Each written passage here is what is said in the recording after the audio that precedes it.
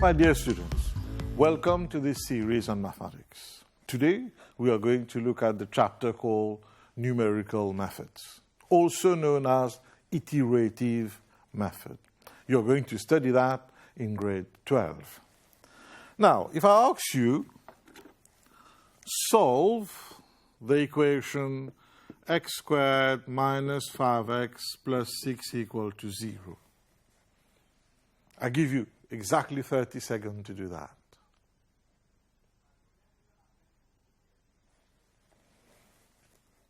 Okay, what will be the answer?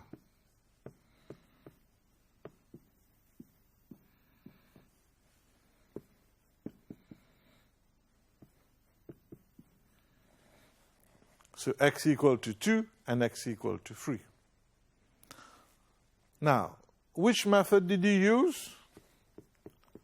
Factorization. How many times? Once only. Are the answers exact? Yes.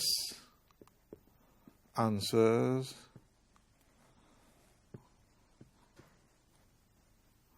or the solution to the equations, to the equation are exact. Were you able to find both solutions at the same time? Yes.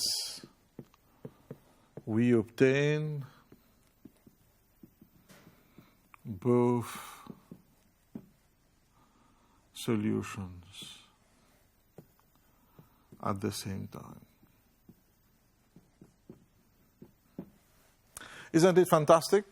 You had a quadratic equation, you use factorization, you solved it, you use factorization only once, you obtain two solutions, x equal to 2, x equal to 3. They are exact solution of this equation, right? And you obtain both at the same time. Now, if I ask you to solve x cubed plus x minus 5 equal to 0. I was tempted to ask you to solve exponential tan x minus sec x equal to sin x. But leave that for the time being. I ask you to solve x cubed plus x minus 5 equal to 0. Of course, there are mathematicians who have actually developed the exact method, but we don't know. What are we going to do? For such equations, we don't have the factorization method. At least you have not studied the factorization method. The factorization method is an exact method because it produces the exact solutions. For such type of equations, we are going to use numerical or iterative method.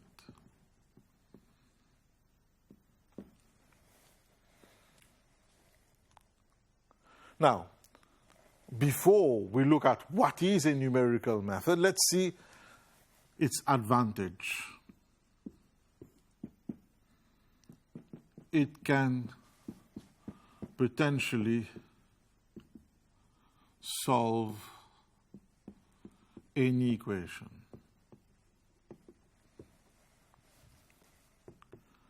Disadvantage: how many times did you use factorization?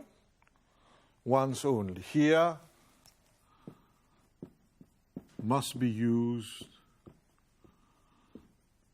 more than once.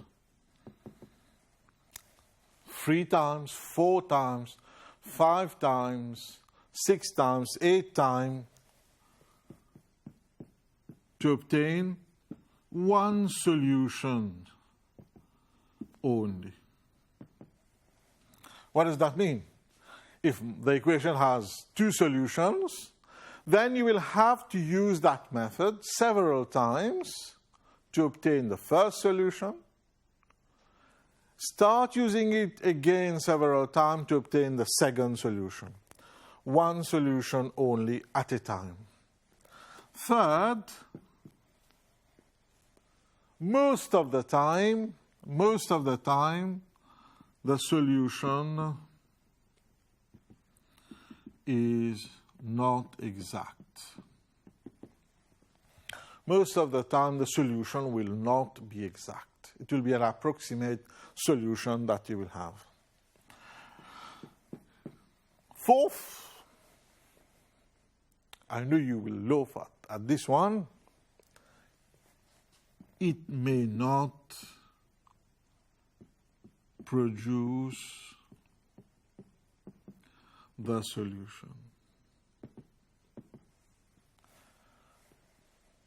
So many disadvantages, right? Yet, so powerful, because it can potentially solve any equation. Now, of course, it's not at your level. Later on, if you want to study mathematics further, you will be told how to ensure that a numerical method actually produces a solution. But here, you must know that if a numerical method produces, which I'm going to write NM, produces solution, then it is convergent. Then it is said to be convergent numerical method. If it does not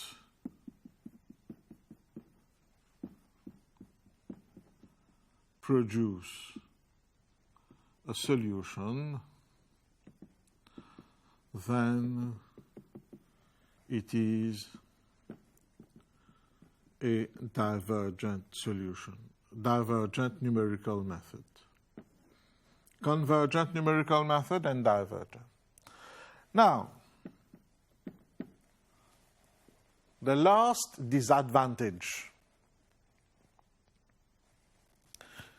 Did you require an approximate solution to start factorization? No.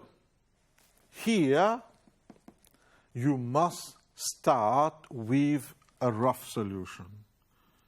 You must have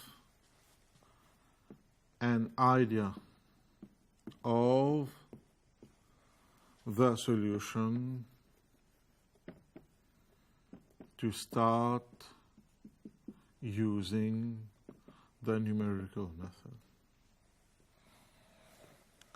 So, a numerical method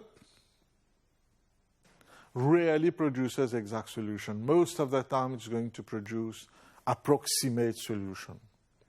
You use it several times, you will only get one answer, one solution at a time.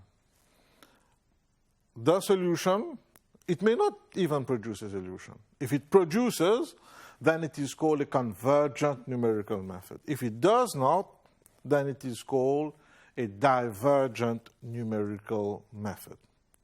Now we're going to look at how does a numerical method look like and how does it work. Okay, suppose that you have to solve fx equal to 0. The numerical method would usually have the form xn plus 1 equal to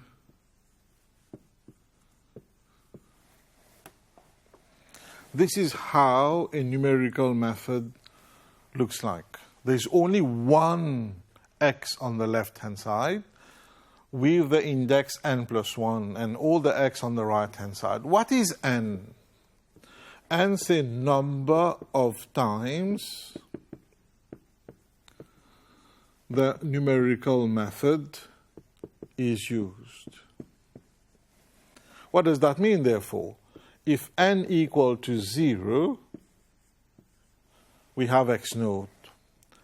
So we have not used the machine. So x naught is called the initial guess or initial solution. You remember I said earlier that to start a numerical method, you must already have an idea of what the solution is likely to be. So x naught must be there. You must have an idea of what the solution will be. Of course, there are methods to find x naught that we are going to look at. So x naught is the value that we must have before we start using the numerical method. After using the numerical method once, we will have x1. After using the numerical method twice, we will have the solution x2. What we expect if the numerical method is convergent, then we expect that the distance, the difference between x naught and x1, x2 and x3 decreases, and we get the solution. This is how a convergent numerical method will produce iterate, whereas a divergent numerical method, the difference will in fact increase. The difference between successive iterates will increase. So x naught, x1, x2 are called iterates. So remember, x naught has to be brought from somewhere else. We are going to look at how to get x naught. Right? A numerical method looks like the following equation. It's an equation with only one x on the left-hand side and all the x on the right-hand side. The index n is the number of times you use the numerical method. Now, let me illustrate that. Suppose that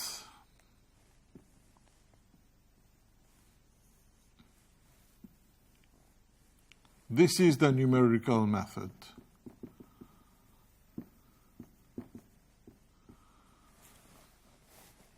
Similar to the grinder you have in the kitchen.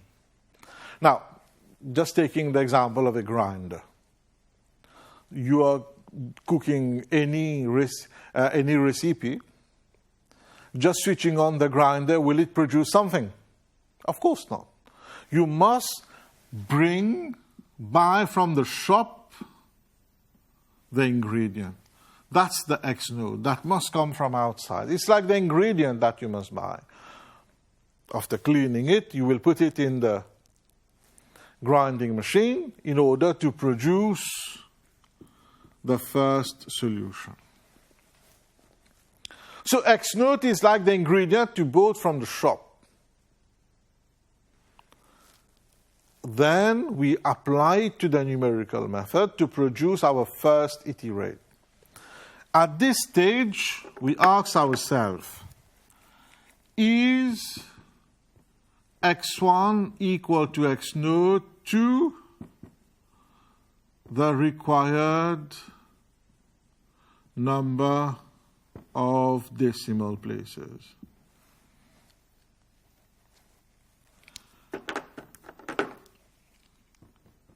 If yes, stop.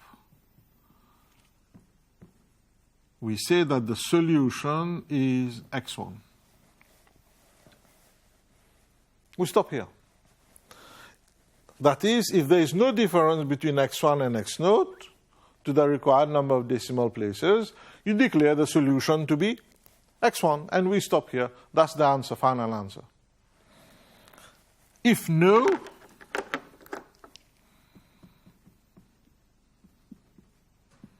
then we are going to use x1, put x1 in the machine again.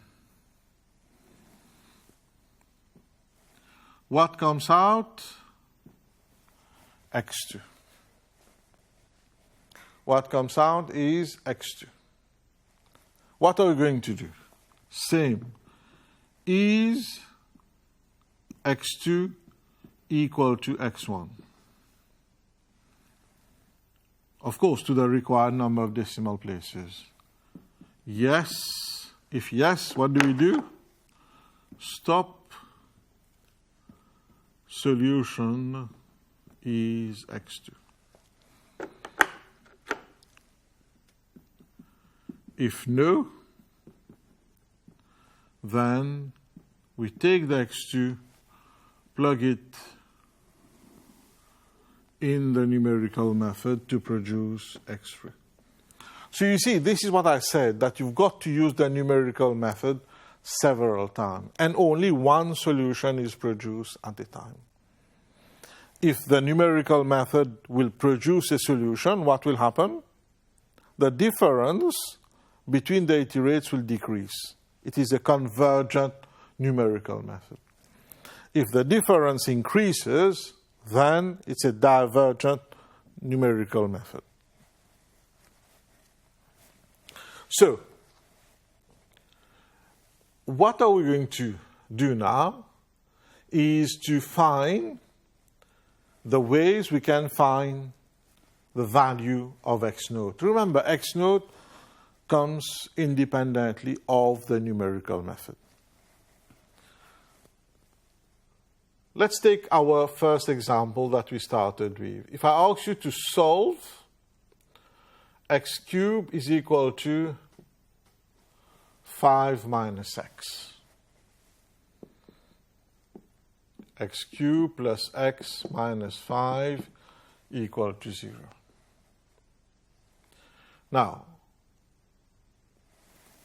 first, we are going to use the one that I like, graphical method, to find x naught. Graphical method to find x naught. What are we going to do? The nonlinear term, I'm going to leave it on the left-hand side. The linear terms, I'm going to transfer them on the right-hand side. So here I have y equal to x cubed. I would urge you to plot the points.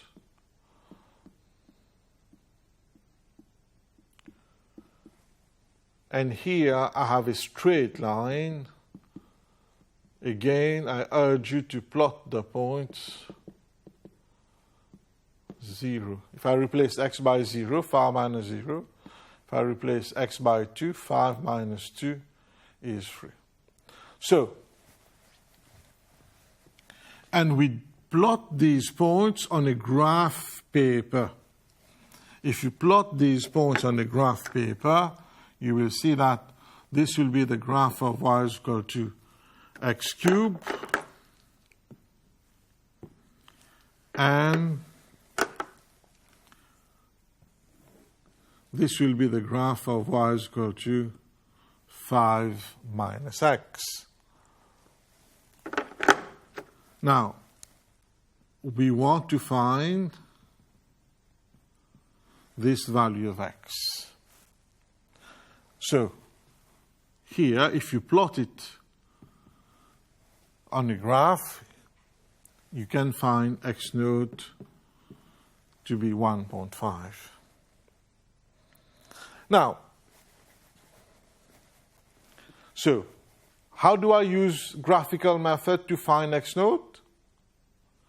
I leave the nonlinear terms on the left-hand side and plot the graph.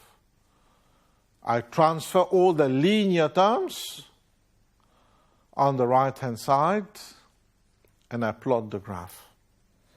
So I have a curve and a straight line. The point of intersection, the x-coordinate of the point of intersection, will give me x naught. So this is how I find x naught. Why I say that I prefer the graphical method? Because it has an added advantage. This curve and the line are unlikely to meet again. So the graph also helps me to conclude that the equation x cubed plus x minus 5 equal to 0 has a unique root because the line cuts the curve at a single point. Right? So when mom is cooking at home, she gets the ingredient from the shop and put it in the grinder. From where are you going to get that ingredient? One method is the graphical method to find x naught. That is, we draw the graph, we find the point of intersection, we read its x-coordinate. This is the value that will help us start the numerical method. We are now going to look at the bisection method.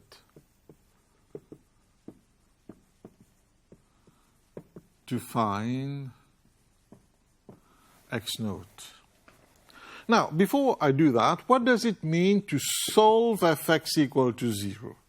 Solve fx equal to 0.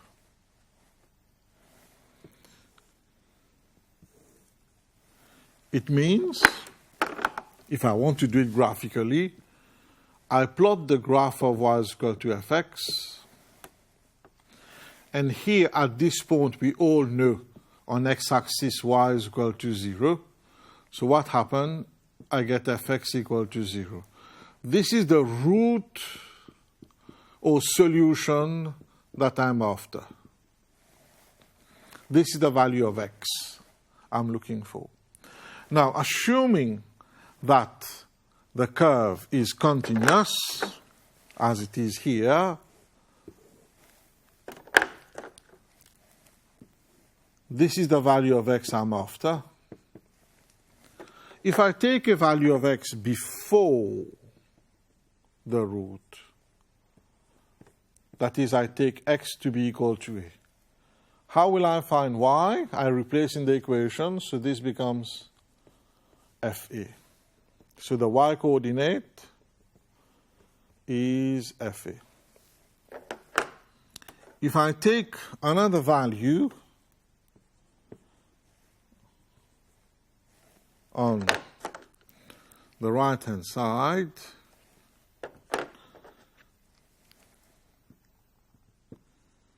so here x equal to b, to find the y coordinate, I replace in the equation y is equal to fb.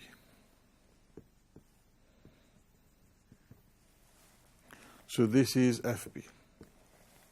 What do you note?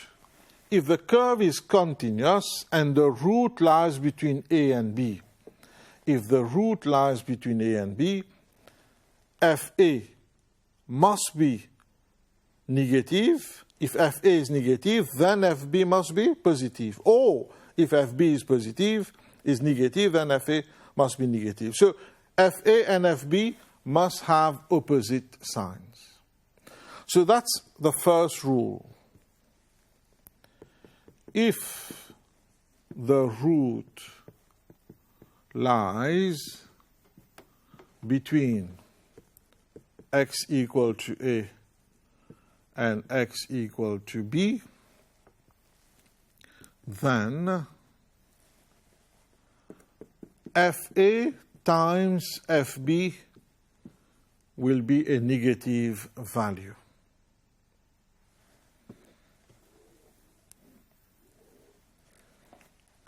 And how do I get x naught? the midpoint.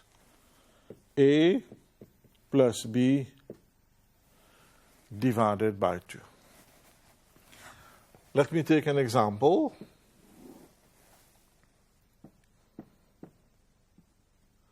Show that the root of x cubed equal to 5 minus x lies between 1 and 2. So, step 1, I will write the equation in the form fx equal to 0. So, x cubed minus x cubed plus x minus 5 equal to 0. That's fx. I'm asked to prove that the root lies between 1 and 2, so I'm going to calculate f1, 1 cubed plus 1 minus 5, which is minus 3. I'm going to calculate f2, so it is 2 cubed plus 2 minus 5, which is plus 5. So you see, 1 is negative, 1 is positive. So since f1 times f2 minus 15 is less than 0, a root lies between 1 and 2. And I can take my initial solution to be 1 plus 2 divided by 2, 1.5. So, that will be step 2. Now, show that the root lies between 1 and 2. What I need to do first, make right-hand side 0, so that I write the equation that I have to solve in the form fx equal to 0. So here fx is x cubed plus x minus 5. Then I have to prove that it lies between 1 and 2. You calculate f1, f2, and then you see that 1 is negative, 1 is positive, just as we expected here. One value of y to be negative, 1 to be positive. And the product, of course, is negative, hence we conclude that the root lies between 1 and 2. For the same question, if I ask you show that the root lies between 1.4 and 1.7. I would like you to try it at home. What will you do? You will calculate f1.4, that is, replace x by 1.4, and then calculate f1.7, replace x by 1.7, and then show that it is less than 0. So the root lies between 1.4 and 1.7. So, my dear students, this brings an end to the first part of the lesson on numerical method. In this lesson, we have shown what are the advantages and disadvantages of a numerical method. How does a numerical method look like? How does it work? And for it to work, you need to have a solution, something to start the numerical method, the initial guess. So that initial guess, we showed how to calculate that initial guess using two different methods. First, using graphical method, which has an added advantage of being able to show to you whether the root is unique or not. And the second is the bisection method, right, that allows you to prove that a numerical solution or a solution to the equation exists between two values, and then take the average of the two values to be x naught. So I wish you good luck. Stay home, stay safe, and enjoy the next parts of the lesson with us. Until next time, it's goodbye.